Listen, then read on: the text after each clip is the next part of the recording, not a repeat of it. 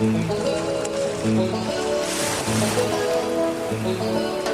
listening to Binging the Devil's Fruit, a One Piece manga read-through podcast where sometimes during the binge, we take a break, kick back, and put on a movie or TV special. And sometimes we even bring along friends. Hello, everybody, and welcome to a very special episode of Binging the Devil's Fruit. This is episode 53 of the podcast. I'm your host, John Mugiwara JM, joined as always by my co-host, Dad Peanut. Hey! And we just finished the Jaya arc, heading into the Skype arc, but we wanted to take a quick little break from that and review one of the TV specials that came out around the same time.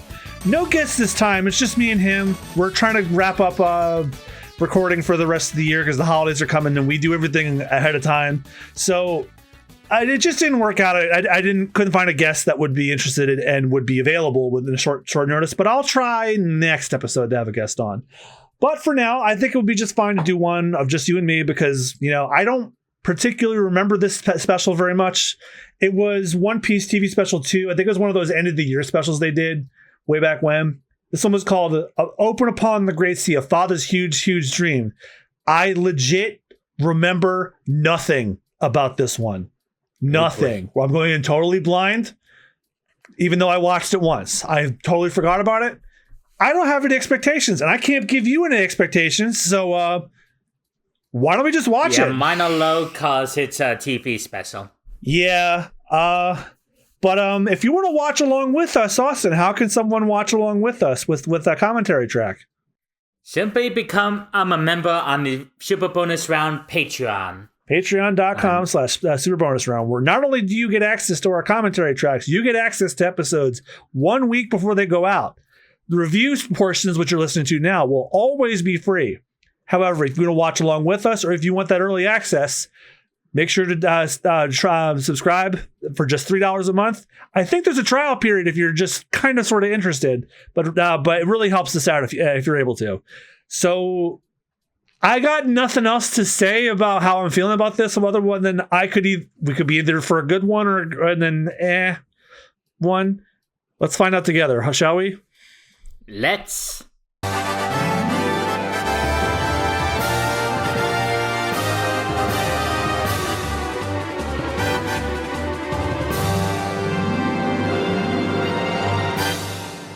And we have returned from watching TV Special 2, Open Upon the Great Sea, A Father's Huge, Huge Dream. What a dumb title.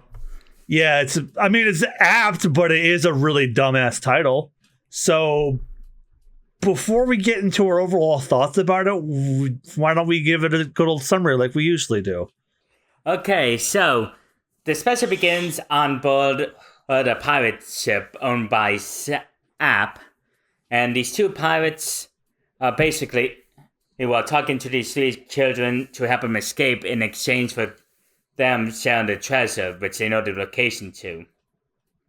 And later we see the Straw Hats with Luffy just falling asleep as he's trying to fish. You missed the part. There was you forgot that they were conspiring to hoard these kids around, and then two of the Zap pirates, I guess, staged a mutiny and returned the kids, took the kids that were kidnapped from the pirates and fled to an uninhabited island. That's important. Oh, right. And Luffy, he was in charge of fishing, but he just falls asleep and drops the rod. But that's when they arrive on the island. Where they meet a couple and these kids. The oldest being a girl named Amanda. And they pretend they're a family camping. But the jig is up as Zap's ship is coming, and then they capture Amanda, and Luffy tries to stop him, but he just sleepily stretches his arm out and just launches himself out of the ship, breaking a bit of the bow. I think that's what the part of the ship is called. Mm-hmm. But because of how sleepy he is, he easily captured. And that's when Sanju feels that he thought he could help Luffy relax by putting some sleeping medicine in his food. He put NyQuil in there. Yeah, like that trend on Twitter I talked about in the commentary, but there's a trend on Twitter going on of these dumbass people just sharing food hacks, they call it, and one woman just marinated her chicken in a bunch of NyQuil and called it a day. Like, Jesus Christ, these dumbasses. Yeah, so like he reveals this after they find the mutinied pirates and the little kids on the mysterious island. And sorry, you have the summer. Like, you know what's sad? We just watched this. I already forgot what happened. Yeah. Yeah, this was a pretty forgettable one, folks. That shows how much we're struggling. And yeah, they arrived at they showed that Amanda hates adventuring and treasure because her father set out to find the treasure but never came back. Well, he did, but then he immediately fell on the floor and died. Oh, right. And that's where they began to... Oh, shit. Sorry, I'm just out of it on this. And Nami, of course, at the mention of treasure, her eyes just fucking become headlights. She literally, like, if you've seen National Lampoon's Christmas Vacation, like when they finally turn the lights on after Clark lets the house, like I'm picturing the loud electric whirring when they got the power back on. If it's possible to do it quickly without getting copyright stricken, edit that sound happening over her beaming and blinding everybody.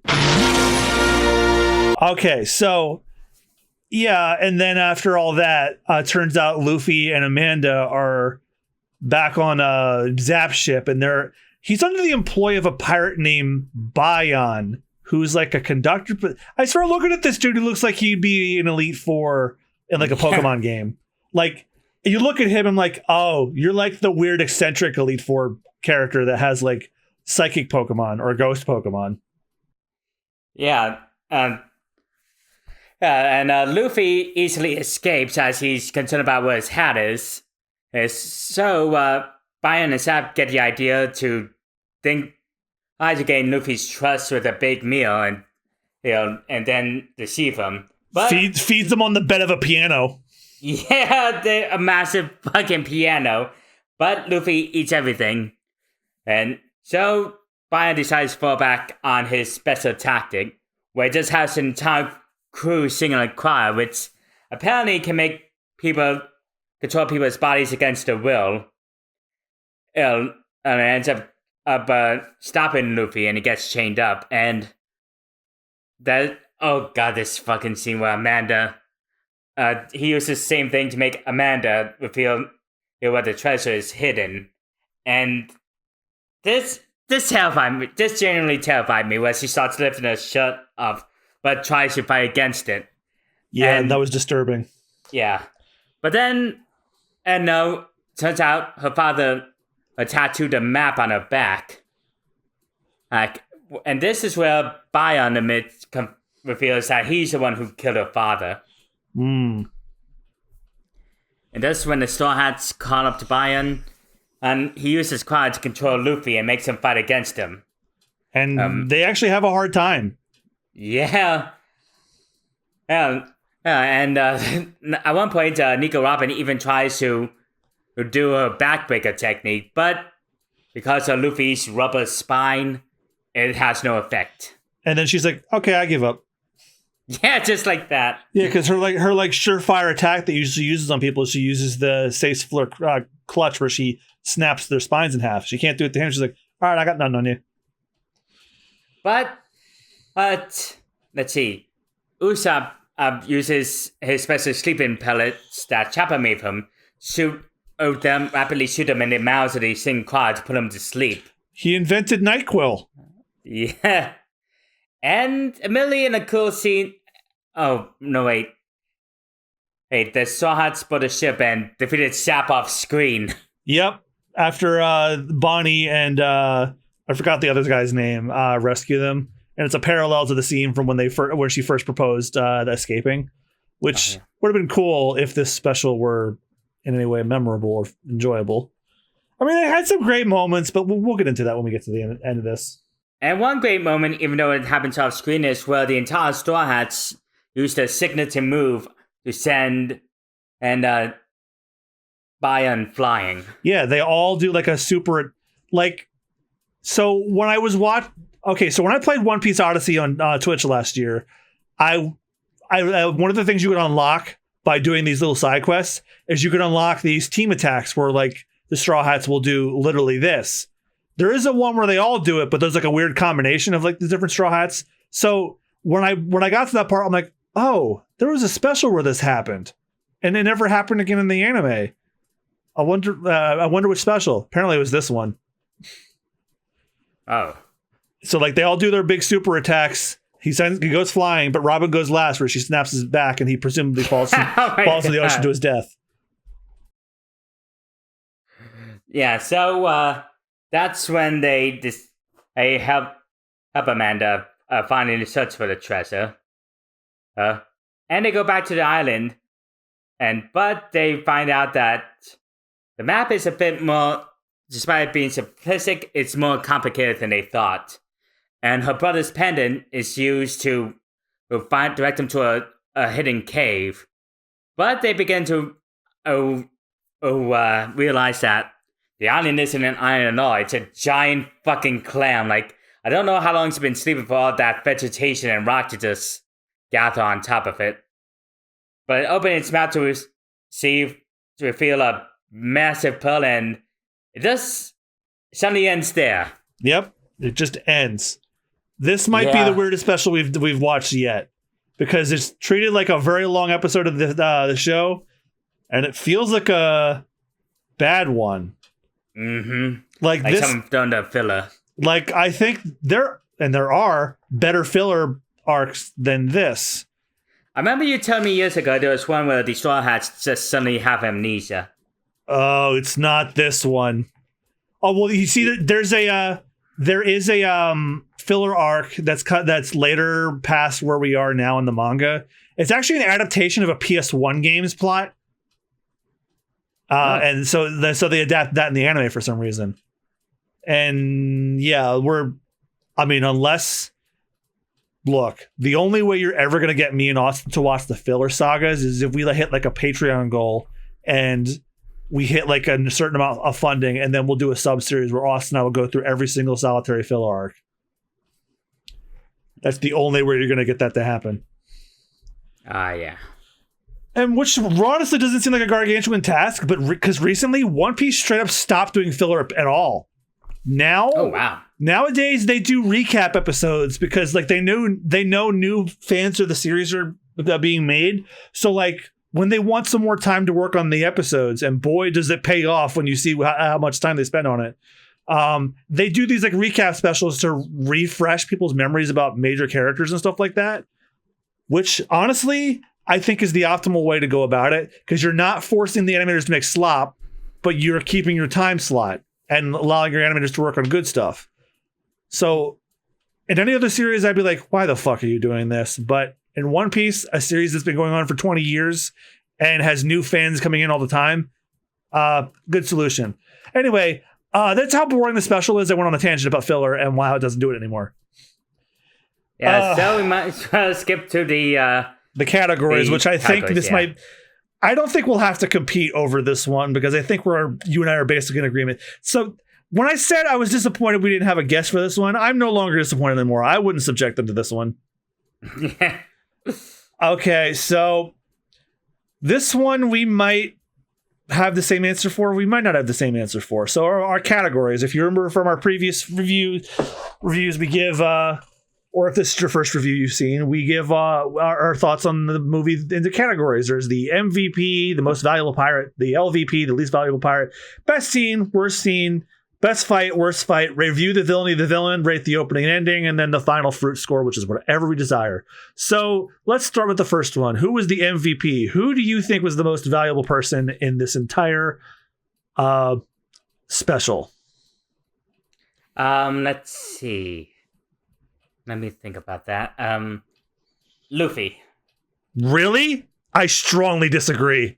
Oh, no, wait. Is it too late to change my answer? Yeah, think about it for a minute. I'm gonna pick Usopp then. Really?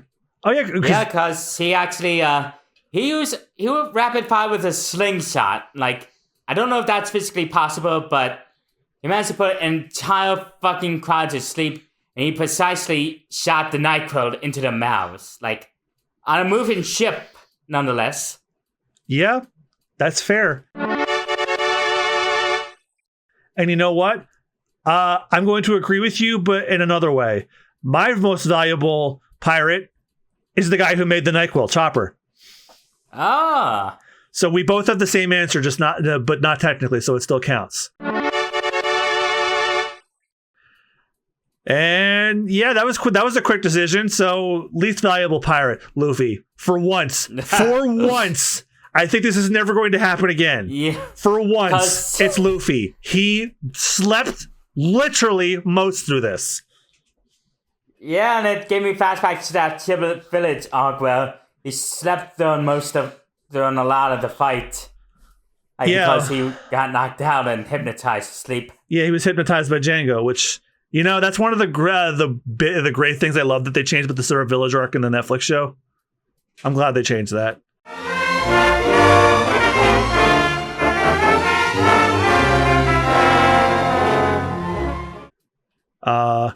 Yeah, so I think, what about you? Do you have another least valuable pirate, or your thoughts pretty much the same? Okay, least valuable pirate, does it have to be a Straw Hat member? Not necessarily. But picking the little kids, the filler kids feels like cheating, but it's up to you. No, I'm choosing Bayan. The villain? Okay. Yeah, because he was lame. All he could do was conduct. Yeah. He actually killed Amanda's father, but who cares? I really doubt this Rim can actually kill a man. And I severely doubt it. He probably had his choir sing Bohemian Rhapsody and made him stab himself. Oh my god.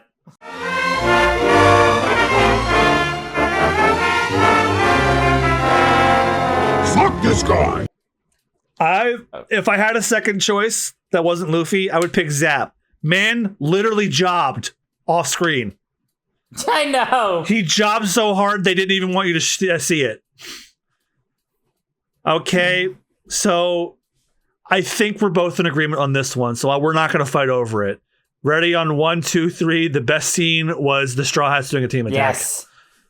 Because that never happens ever again. Ever in the series. They never do this again. Yeah, I'm surprised. They don't even do it in the video games. They kind of do it in One Piece Odyssey, but not really. Okay. And the worst fight? So worst scene. I think we're both in agreement. 1, 2, 3. Amanda lifting her shirt. Oh no, God! How did I already forget that? No, I want to hear what your answer. I want to hear what your. No, the fights are next. What was your worst scene? Amanda lifting her shirt up, like I said. I felt so much fear. My heart was in my throat when she started lifting up her shirt. Yeah. And the reason it's the worst scene is because of the fear I felt when that happened. My reason for it was just awkwardly shot. Like they were implying like she was lifting her shirt for a pervert. And I hated the whole thing. I know. What the fuck? Like, thank goodness it didn't end up that way, but it was very uneasy the whole way through. Ugh. All right. We retired best fight and worst fight in this one. Honestly, as dumb as it was, best fight for me was interesting to see Luffy fight the other Straw Hats. Oh, yeah. As stupid as it was, it gave us an idea of what it would be like if he ever did it. I know. Oh, and Sony's scene dialogue with him was pretty funny, especially when Nico Robin just decided to give up when her signature technique didn't work. Yeah, that was pretty good. Worst fight, Zaps, because you don't even get to see it. Yes, definitely. He was just KO'd off screen. Yeah. Just like that. Sorry, we don't normally speed run through these. We usually have like a heavy discussion about these, especially with our guests when we have them. But this one was oh god. All right, Austin, you get to go off on this one. Rate the villainy of the villain. How villainous was Bion? Oh, God. I mean, not only was he a wimp who couldn't fight without his quiet mind control, but that fucking scene where he had Amanda lift his shirt off was... Jesus fucking Christ, it terrified me. So I'm gonna give him a... let's see. Ew. Hang on, let me think about this for a minute. I had to rank it in mind.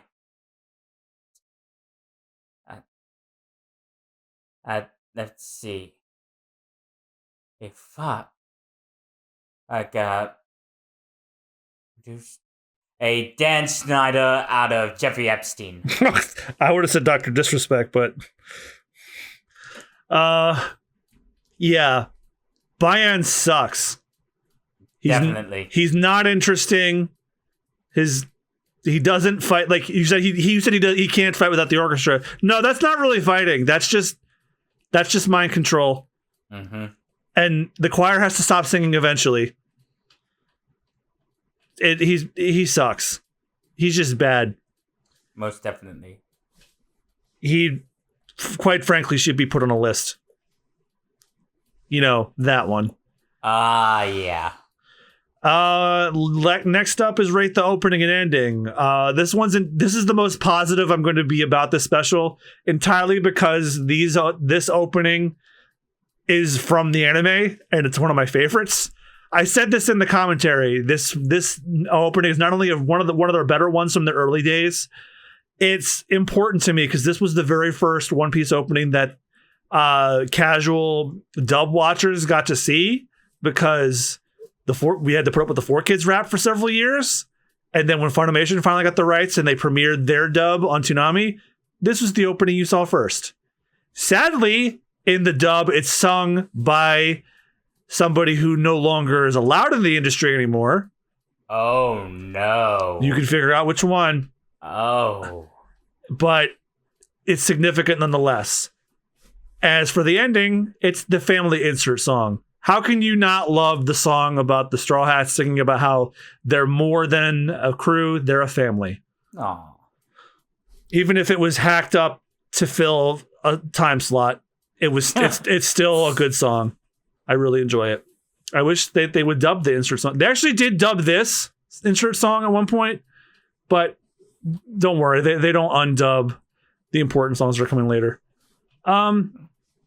Let's just get right to the fruit score. Austin, I will let you go first. So I'm giving this a 1 undeffer food out of 5. Like, it's definitely a 1 out of 5. It's just a straight 1.